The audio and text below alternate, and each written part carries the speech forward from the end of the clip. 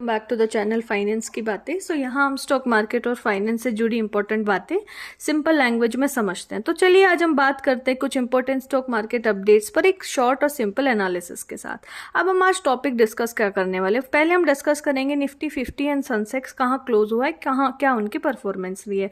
उसके बाद हम बात करेंगे कि सेक्टोरियल्स अपडेट क्या रहे हैं। देन हम बात करेंगे रेलवे स्टॉक्स जैसे IRCTC, IRFC, RVNL, सब स्टॉक में आज हमको फॉल देखने को क्यों मिला है। और फोर्थ हम बात करेंगे कि जो वॉर का इम्पैक्ट है US और ईरान में जो टेंशन हमको दिख रहे हैं उसका इंडिया के स्टॉक पे क्या इम्पैक्ट आ रहा है। तो उसकी वजह से कुछ शेयर्स रडार पे हैं तो हम उनके बारे में बात करेंगे।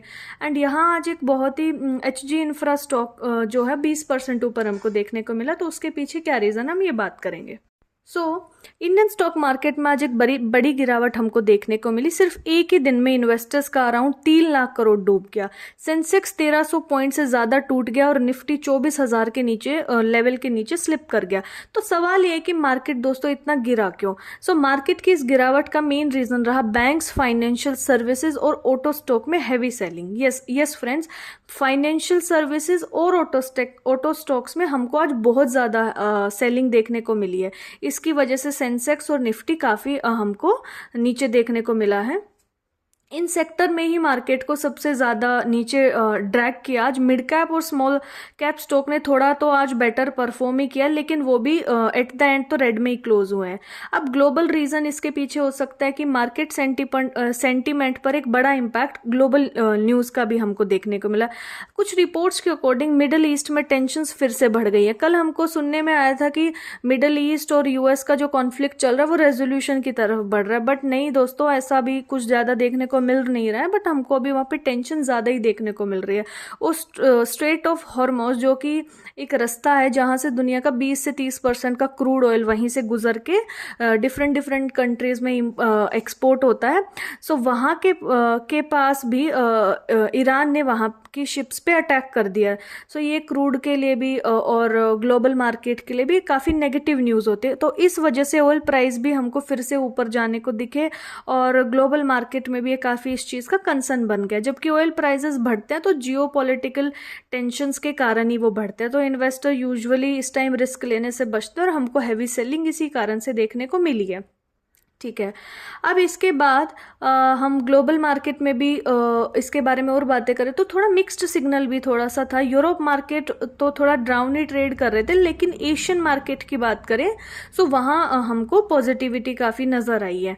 एंड ठीक है दोस्तों, अब इसके बारे में हम थोड़ा सेक्टोरियल अपडेट की बात करते। तो आज सेक्टर्स की बात करें तो आज मार्केट में ज़्यादातर सेक्टर्स प्रेशर में ही रहे हैं। तो अगर टॉप लूजिंग सेक्टर्स की हम बात देखें तो सबसे ज़्यादा गिरावट निफ्टी ऑटो सेक्टर में हमको देखने को मिली, जो लगभग 3.1% डाउन रहा। उसके बाद निफ्टी प्राइवेट बैंक में भी अराउंड 2.3% हमको गिरावट देखने को मिली और निफ्टी फाइनेंशियल सर्विसेज में भी लगभग 1.9% की गिरावट हमको देखने को मिली है। तो मतलब क्लियर रेफरेंस कि बैंकिंग और ऑटो स्टॉक्स ने मार्केट को आज सबसे ज्यादा नीचे ड्रैग किया। अब अगर टॉप गेनिंग सेक्टर्स की बात करें तो वहीं कुछ डिफेंसिव स्टॉक्स, थोड़ा सा डिफेंसिव सेक्टर के स्टॉक्स थोड़ा स्टेबल रहे हैं।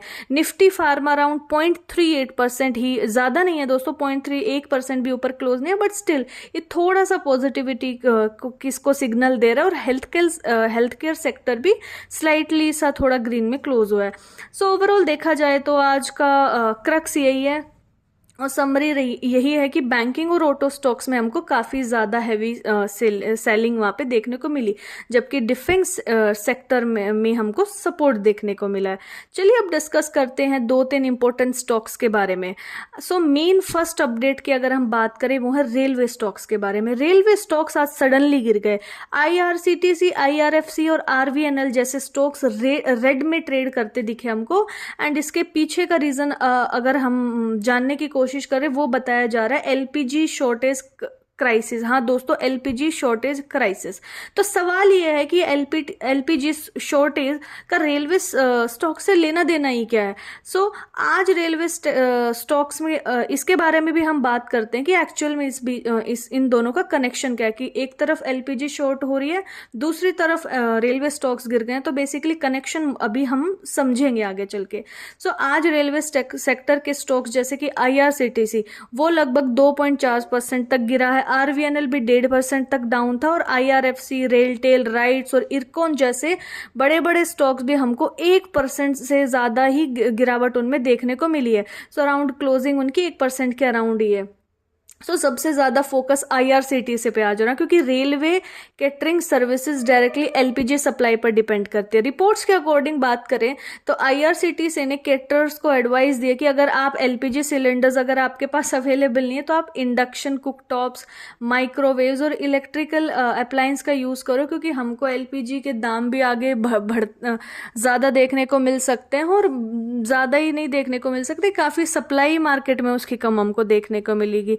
एंड पूरा IRCTC का तो बिजनेस ही केटरिंग पे काफ़ी हद तक डिपेंड करता है, तो इसलिए हमें आज IRCTC का स्टॉक आज गिरते हुए दिखा है। साथ ही वेंडर्स को भी रिपोर्ट में बोला गया कि ready to eat food items ही आप ज़्यादा रखो, ना कि वो आइटम्स जिसमें ज़्यादा गैस का यूज़ होता है, ताकि पैसेंजर्स के मील पे भी अभी कोई डिसरप्शन ना आए। अब इस शॉर्टेज का रीज़न है ये है मिडल ईस्ट में जो टेंशन चल रहा है, US इजराइल और ईरान का कॉन्फ्लिक्ट, वहाँ की टेंशन्स बढ़ने की वजह से शिपिंग रूट्स पूरा डिस्टर्ब हो गए हैं, और इंडिया अपने लगभग 60% LPG बाहर से ही इंपोर्ट करता है, तो इसी वजह से LPG सप्लाई में डिसरप्शन हो गया है और हमको एक गिरावट देखने को दोस्तों मिली है। अब हम सेकंड मेन अपडेट की बात करें तो ये है मिडल ईस्ट वॉर के बीच में डिफेंस स्टॉक हमारे फिर से फोकस में आ गए, जैसे कि HAL, BEL और BDL, मैजेगॉन, डॉक, पारस डिफेंस और डाटा पैटर्न्स जैसे स्टॉक इन्वेस्टर्स के रडार पे हैं।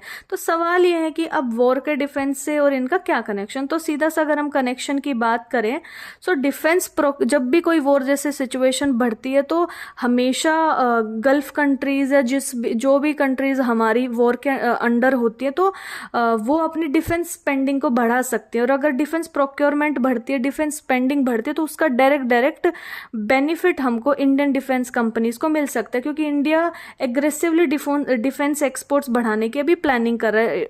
एक्सपोर्ट, अगर डिफेंस एक्सपोर्ट बढ़ाने से मतलब है कि जो बाहर की कंट्रीज हमसे डिफेंस के प्रोडक्ट खरीदेगी, तो जो इंडिया की जो कंपनीज होंगी वो अपने प्रोडक्ट्स उनको बेचेंगी, उसकी वजह से हम उन कंपनीज को प्रॉफिट देखने को मिल सकता है। गवर्नमेंट का टारगेट जो हम बेसिकली बात करें तो वो 2029 तक 50,000 करोड़ डिफेंस एक्सपोर्ट करने का है। तो इसी वजह से डिफेंस सेक्टर को लॉन्ग टर्म ग्रोथ अपॉर्चुनिटी के रूप में देखा जा रहा है, और इन्वेस्टर्स को ये काफ़ी बाइंग अपॉर्चुनिटी दिख रही है और काफ़ी इन्वेस्टर्स इसमें इंटरेस्टेड है। लेकिन हमको आज थोड़ा सा प्रॉफिट बुकिंग देखने को मिली है डिफेंस सेक्टर के स्टॉक्स में, उसी वजह से निफ्टी इंडिया डिफेंस इंडेक्स आज थोड़ा 0.5% डाउन ट्रेड कर रहा था। ठीक है, मतलब शॉर्ट टर्म वॉलेटिलिटी के बावजूद भी काफ़ी सेक्टर में स्ट्रॉन्ग ट्रेंड बना हुआ है। ठीक है, अब इसके बाद हम थर्ड मेन अपडेट की बात करते हैं। जब पूरा स्टॉक मार्केट जब क्रैश हो रहा था ना, तो एक शेयर ऐसा है जो करीब आज 20% से भी ज़्यादा ऊपर तक गया है।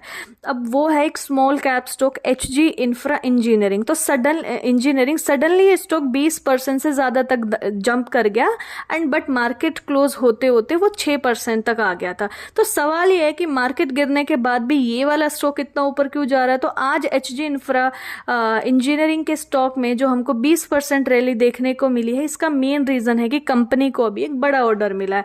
सो HG इंफ्रा को मध्य प्रदेश में अन्नूपुर थर्मल एनर्जी प्रोजेक्ट से लगभग 400 करोड़ का कॉन्ट्रैक्ट मिला, और उसी की वजह से हमको ये 20% रैली देखने को मिली है। सो इस प्रोजेक्ट में कंपनी रेलवे इंफ्रास्ट्रक्चर डेवलप करेगी, जिसमें जैसे कि ब्रिजेस और स्टेशन बिल्डिंग और अर्थवर्क जैसा हमको काम देखने को मिलता है। सो ये प्रोजेक्ट थर्मल पावर प्लांट के रेलवे कनेक्टिविटी इंफ्रास्ट्रक्चर के लिए बनाया जाएगा, और इसको कंपनी को इस प्रोजेक्ट को 18 महीने में पूरा कंप्लीट करना है। तो मेन बात समझे तो यही रीज़न है कि जो कंपनी को 400 करोड़ का न्यू इंफ्रास्ट्रक्चर ऑर्डर मिला है, वो एक कंपनी के लिए अच्छी चीज़ है, और वो एक स्ट्रॉन्ग ऑर्डर बुक की वजह से इन्वेस्टर्स का कॉन्फिडेंस इस स्टॉक में बढ़ा, और इसी वजह से आज हमको स्टॉक 20% ऊपर देखने को मिला। सो थैंक यू फ्रेंड्स, हमने आज यही अपडेट्स कवर किए हैं। तो अगर आप भी ऐसे अपडेट रोज़ जानना चाहते हो तो आप हमको लाइक एंड सब्सक्राइब कर सकते हैं। सो ठीक है दोस्तों, बाय।